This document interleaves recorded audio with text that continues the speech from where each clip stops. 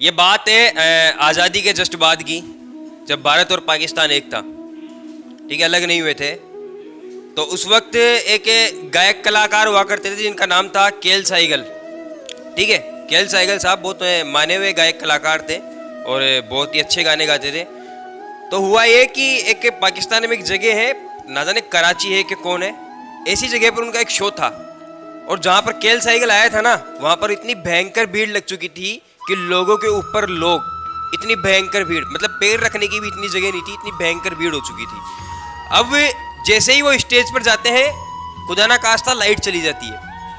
अब वो गाना वो तो गायक कलाकार है, उनको गाना गाना था, अब वो गाना गा नहीं पाए। अब वो खड़े रहे, ना जाने कब तक लाइट आए। तो उनको रेस्ट रूम में ले जाकर के बैठा दिया गया। उनको गार्ड जो भी थे वो ले जाकर के बोले, सर आप रेस्ट रूम में रेस्ट कीजिए, जैसे ही लाइट आती है हम आपको बुलाते हैं। अब वहाँ पर जनता तो उनका गाना सुनने के लिए आई थी ना, जनता तो उनका गाना सुनने के लिए आई थी। तो जनता वहाँ पर बावड़ी होने लगी कि हम यहाँ पर खड़े होने आए। भाई देखो वही है भाई, अपनी जो सेल्फ रेस्पेक्ट है वो तो रेस्पेक्ट ही रहेगी, चाहे कितना ही बड़ा आदमी क्यों ना हो सामने। ठीक है, वो तो अपनी रहेगी। भाई हम यहाँ पर जब गाना सुनने के लिए आए हैं तो हमें गाना सुनाया क्यों नहीं जा रहा है। और मामला इतना बढ़ चुका था कि अगर थोड़ी देर लाइट और नहीं आती ना तो लड़ाइयाँ शुरू थी वहाँ पे। लेकिन ऐसा नहीं हुआ। उस भीड़ में से एक व्यक्ति निकलता है और जो भी केएल सहगल साहब के जो भी गार्ड वगैरह जो भी थे उनके पास जाता है, उनसे कहता है कि सर इस भीड़ को काबू में करने का मेरे पास एक रास्ता है। वो बोलता है क्या है? मेरा एक भाई है और वो भाई काफ़ी समय से गाने गाता है, तो आप चाहो तो उसको खड़ा कर सकते हो स्टेज पर। तो बोले भाई बिना लाइट के भाई करेगा क्या? लाइट तो है नहीं तो गाना गाएगा क्या? सर आप खड़ा कीजिए, मेरा भाई मैनेज कर लेगा। और ज़्यादा उम्र नहीं थी उसकी, 10 से 12 साल। उस छोटे भाई की उम्र मात्र 10 से 12 साल। आप एक बार उसको खड़ा तो कीजिए, वो कुछ भी कर लेगा, लेकिन वो मैनेज कर लेगा और ये जो आपके जो भी झगड़े हैं वो काबू में हो जाएंगे। उसको स्टेज पर ले जाया गया। ठीक है, उसने केएल सहगल ने कहा ओके डन, ले जाइए। अब वो लेकर के उसको जाता है और स्टेज पर ले जाकर के खड़ा कर देता है। अब लोग जो है बिल्कुल सन्नाटा छा गया। सन्नाटा इसलिए नहीं कि वो कुछ बोल रहा था, सन्नाटा इसलिए कि जहां पर केएल सहगल खड़ा होने वाला था वहां पर ये बच्चा क्या कर रहा है। और उस बच्चे को देखने लगी दुनिया सारी, मतलब सभी की नजरें उस बच्चे पर। अब ये करने वाला क्या है? तो शांति तो वैसे ही हो गई, शांति तो वैसे ही हो गई।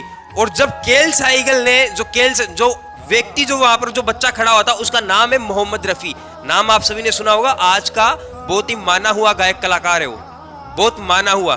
ठीक है, मोहम्मद रफी साहब, उसको वहां पर ले जाकर के खड़ा कर दिया गया।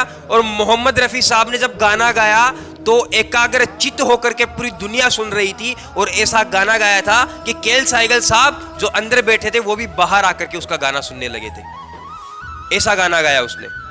और केएल सहगल साहब ने उनको कहा कि आज से आप मेरे साथ मूवियों में गाना गाओगे, पिक्चरों में गाने का मौका मिला उनको। और उसके बाद से ही जो मोहम्मद रफ़ी साहब है वो बहुत ही माने हुए कलाकार, आज भी उनके माने हुए जो गाने हैं बहुत ही अच्छे गाने हैं।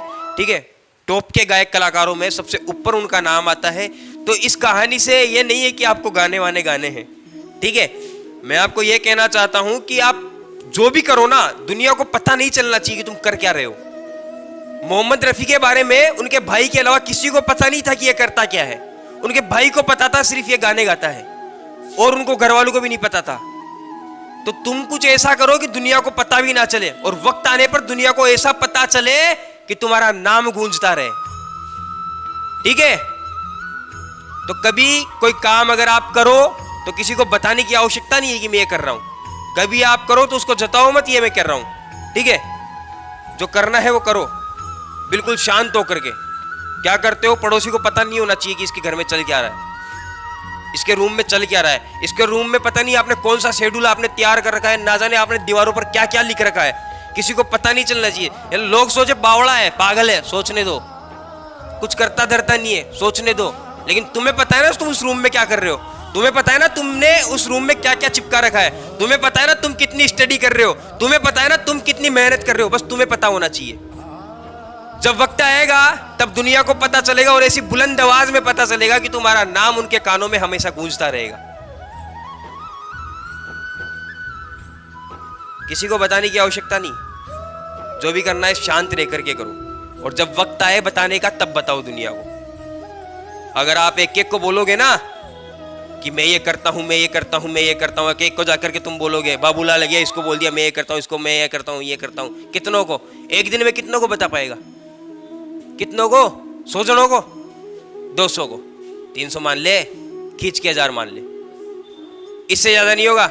लेकिन यह है कि जिस वक्त दुनिया को पता चला ना, जिस वक्त तेरी ये काबिलियत हुई कि तू बोलेगा और दुनिया सुनेगी, उस वक्त तू 100 को नहीं, शायद 1 मिनट में तू करोड़ों को सुनाई देगा। किसी को पता मत चलने दो, किसी को ये मत बताओ मैं ये करता हूं। जताते हो ना तुम, मारो फोन क्यों कौन उठाई?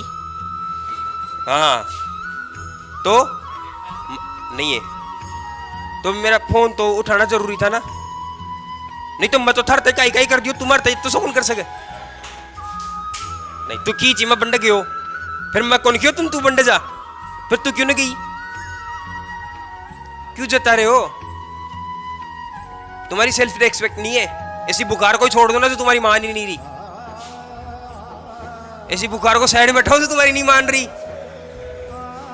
ठीक है, अगर बात देखो, मेरी बात सुनो, चाहे बात जो भी हो, चाहे मामला कितना भी बड़ा क्यों ना हो, लेकिन बात जहां पर तुम्हारी सेल्फ रेस्पेक्ट ही आ जाए ना कि तुम अब नीचे झुक रहे हो, भाई तुम हद से ज्यादा नीचे झुक रहे हो, तब मना कर दो भाई अब बस की बात नहीं है, तू तेरे में मेरे, बात खत्म, बात खत्म।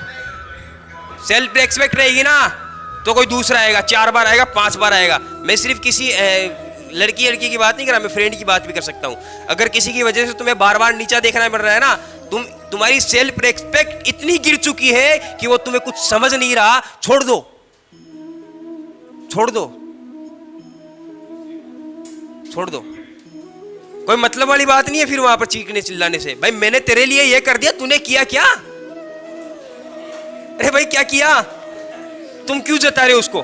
तुम क्यों जता रहे हो?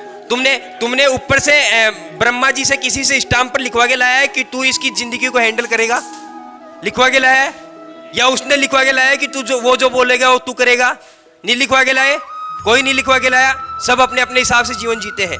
अगर तुम्हें किसी के माननी है तो मानो, अगर कोई तुम्हारी मान रहा है तो मानने दो, नहीं मान रहा है तो हटाओ, फाइल बंद। एक सिग्नेचर मान लो रेड पेन से, ये लो साहब, मामला खत्म, नया मामला देखेंगे। ठीक है, समझ में आया कुछ? सेल्फ रेस्पेक्ट की बात है और कुछ करने की बात है, तो दुनिया को जताना नहीं है, दुनिया को यह नहीं बताना कि मैंने तेरे लिए क्या किया है। ठीक है, सेल्फ रेस्पेक्ट की जहां पर बात है 2 कदम पीछे हटा लीजिए, अब बस की बात नहीं है साहब, क्षमा कीजिए। तो बस ये बात बताने का सिर्फ इतना सा मतलब था मेरा कि जो करो दुनिया को पता नहीं चलना चाहिए किसको बताना कि क्या कर रहे हो, क्या कर रहे हो। दुनिया को बताइए मत चीख चीख के कि मैं ये करता हूं, नहीं बताना किसी को। ठीक है, उम्मीद है आपको वीडियो अच्छा लगा होगा। वीडियो अच्छा लगा है तो वीडियो को लाइक, चैनल को सब्सक्राइब, बेल आइकन को दबाइए। ठीक है, धन्यवाद।